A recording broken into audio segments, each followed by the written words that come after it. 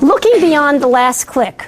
Up until now, one of the things that we do as marketers online is always look at the conversion of the last click. In other words, if we have some statistical program that's in place, what most people do is they look at the click that produced the conversion. What we're saying here is that a multi-channel campaign tracking is more difficult, but something that is coming down the pike. It's more of an engagement kind of tracking. Basically, Microsoft, they have some technology that's coming out called mapping technology.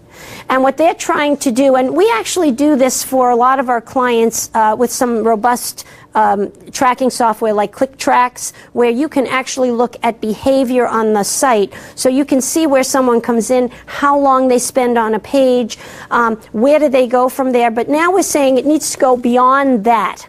Now it needs to go to your television ad, so if you have a dashboard and you have this mapping system out there, you put in your TV commercial, you put in your radio commercial, you put in your pay-per-click, you put in your search, you put in your email campaign, etc. And then what you do is you look across channels for, okay, we did a TV commercial on Tuesday and there was a tremendous lift in our pay-per-click, or a tremendous lift in our organic search. So we see a big spike up.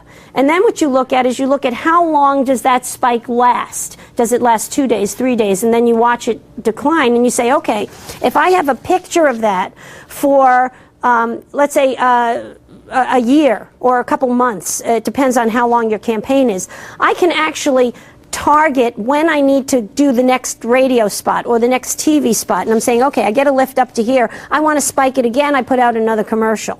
Or I put out another email. Or in other words, how do you stimulate at certain touch points according to real data? That's, I think, the real key. Real data. This is not made up data.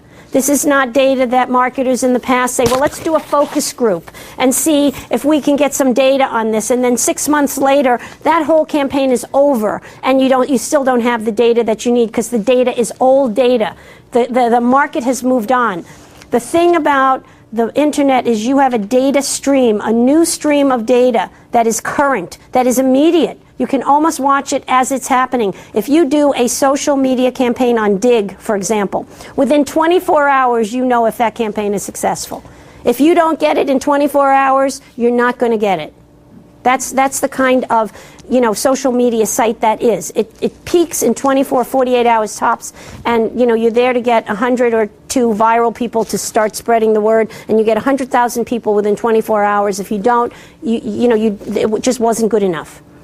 So that's what we're seeing, on the internet today, is that data stream can be watched and can be integrated and watched to promote future marketing and advertising campaigns. So you're basing your judgment on real data.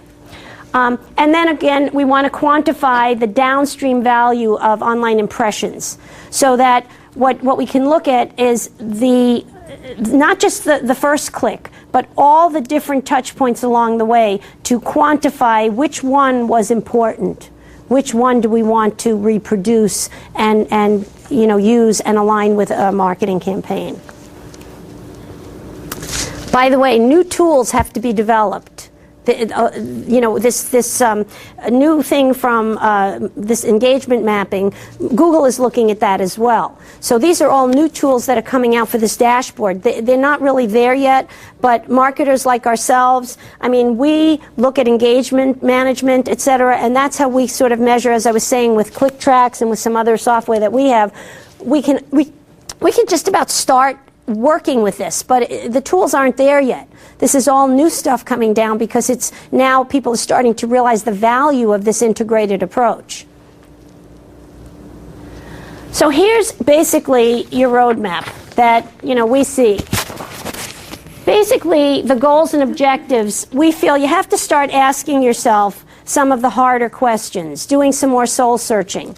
You have to really start asking yourself, what is your business all about?